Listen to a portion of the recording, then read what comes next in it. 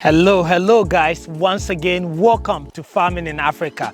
And as the year goes to an end and we are entering into 2023, we want to bring you two livestock farms that we have done very well in 2022 and compare them so that you guys that are thinking about doing either goat farming or cattle farming can decide which one is the best for you. So come along with me as we talk about goats. We want to go into the goat pen and have some discussion around goats. What are the pros? What are the cons of goats? And then I'll take you to our cattle ranch as well and show you what are the cons, what are the pros that we've seen over the years on cattle farming as well. But here we are in our goat pen.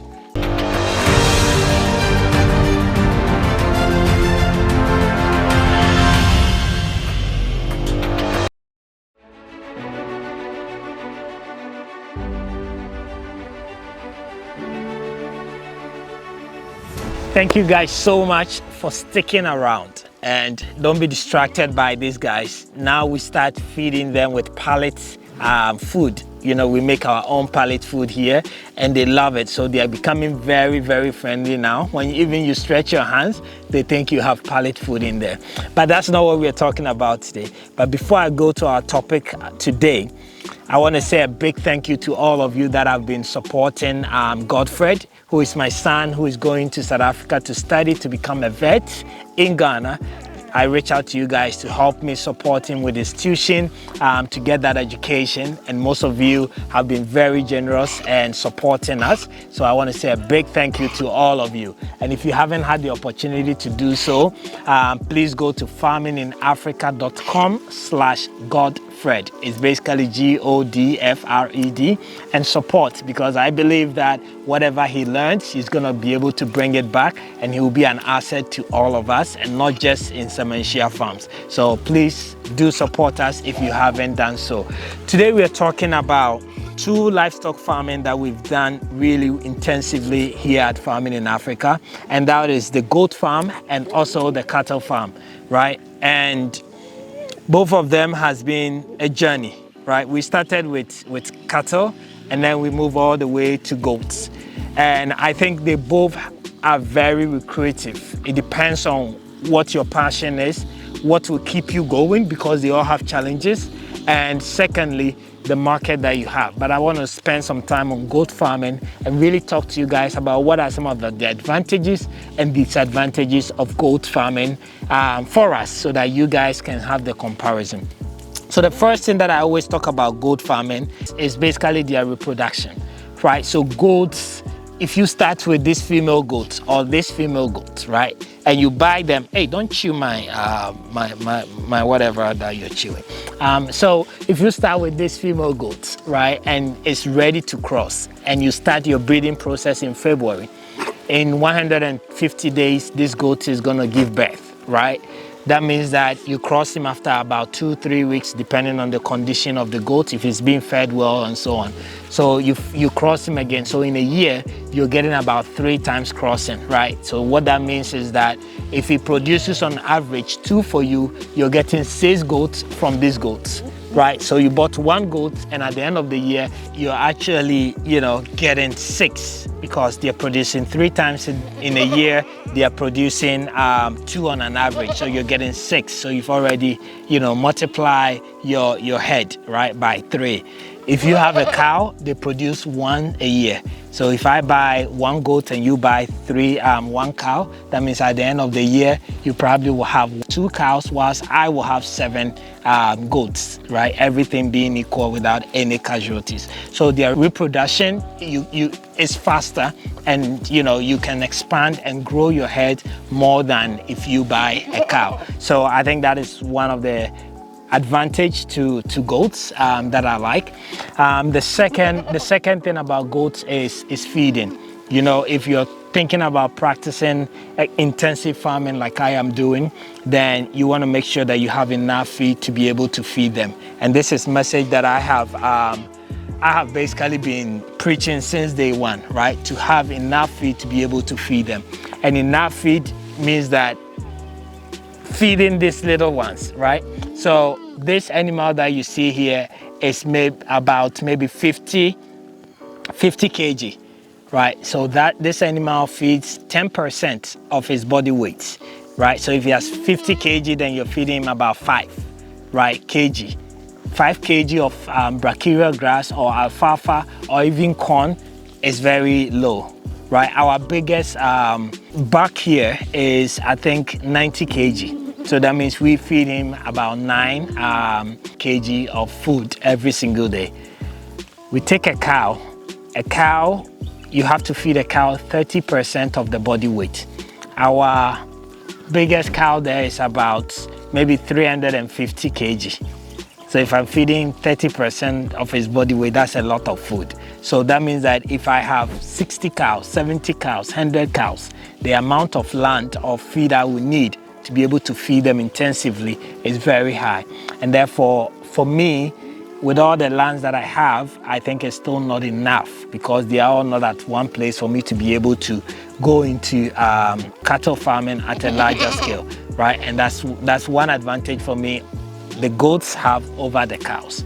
I think the second thing is the cost. The cost of basically rearing these guys are way cheaper. So building their shelter, the size of land that you need to be able to put them on, it all brings the cost down as compared to cow. You know, the bigger they are, the more they demand in terms of ranch size, in terms of land size, in terms of everything that you need to give them, right? So these guys are more cheaper. So if you're on a lower budget or you want to start from somewhere, you want to start with these guys. And then as you grow, you know, and if you want to start with cows, you can then use this investment or the profit from here and start your cow. But I definitely think it is way cheaper to start these guys than to start a cattle ranch, right? So that is my last but one point. I think the last thing that I want to talk about when it comes to these guys is the peace of mind. You know, ever since we had these goats here, we've never had any issue with anyone. The moment you feed them well, they won't break the fence, they won't go to people's farm. But with cows, even if we have, you know, a feed lot here and we are walking them there, they will branch and go into somebody's farm, right? They would, at night, out of the blue, break the fence and go out and we'll have problems with people. I didn't like that at all, especially in the beginning when they were not used to being confined, right? These guys came with that experience of being confined, so we've never had that issue, you know. So I guess to me personally, this last point is about my peace, right? But let's go into the cow session and speak more about some of the advantages and pros that you can see in cows as well. I don't want to be so biased, but let me take you guys to the cow center and be able to show you guys our ranch, our cows. I mean, as you guys know, we've sold most of it, but we still have some, and show you some of the advantages that came with it as well. All right, so now that we are at the cattle ranch, right, I need to talk to you guys about some pros as well as cons for cattle. So I think the first thing about cattle for me in particular is their demand, right? In my community, I know they kill about 9 cows, right? So that 9 cows a day, there is no farmer in this community that can provide even a single cow every day. So the demand is huge. The same thing applies to goats. There is demand for goats as well. But you know that with this demand, if I'm able to sell 1 cow every single day, that means that the amount they are going to pay for cow is definitely not compared to the amount they are going to pay for a goat, right? So the biggest thing for me is cow. And as you guys saw last year, when I wanted to sell my cows within 2 days, they were all gone. Now look at what I have, very few cows. So I think the demand for cow is huge. I think cows too, if you're doing cow in Africa or in Ghana specifically, you know, they are resistant to diseases. I think cows are not animals that, you know, like poultry, like piggery, where you can have so many diseases that you need to prevent, vaccinate all the time. They are easy to manage when it comes to diseases. Our cows are very healthy. We basically make sure that we feed them well. We give them, dewormer.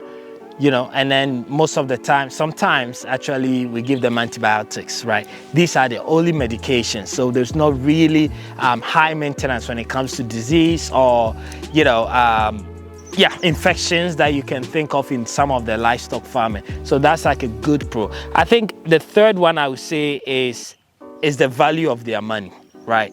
So if you're doing intensive and you have food, then you're not really spending that much on these cows in a year. Come over, let's go closer. You're not spending too much money with them on a year. But a cow like this, I will be able to sell this cow over 10,000 cedis, right? And if I'm able to sell this cow at 10,000 cedis, I will have to sell a couple of goats to be able to make 10,000 cedis at a go, right? So that really helps in terms of in terms of value for their money versus goats. I will have to sell a couple unless the exotic breeds, but I believe that if you do have exotic breeds of cows, it will be the same thing. The price will triple or even double for you as well. So I think that value adds a lot of sense to it. To me, if you have your source of food, if I had my source of food, I will balance it. I will still do both, but because of the food component, that is why I am a little bit geared to the goat farming, right? But there is nothing wrong with cows. These are some beautiful cows, and the way we've tamed our cows, they are very friendly. You always see me around them and so on, right? They're very friendly, and I just love being around them. Just that they are big. They are bigger than goats that you can play with as compared to cows. You just have to stand around. They won't hurt you. You can touch them and so on and so forth. So this is what you guys have. I've shared both my pros and cons with you guys. It's up to you to decide which of these do you want to go into. Is it cow? Is it goat? What works for you? What is the size of land? What is your source of feed, right? What is your passion? Because there's going to be those difficult times, right? At those difficult times, are you still going to be able to overcome that and go back and do the work that you need to do, right? And that comes by passion, backed by passion. So I'll leave it up to you to make the decision, but let me know in the comments below what you think, what you're doing, or what you've decided. I will see you next in another video.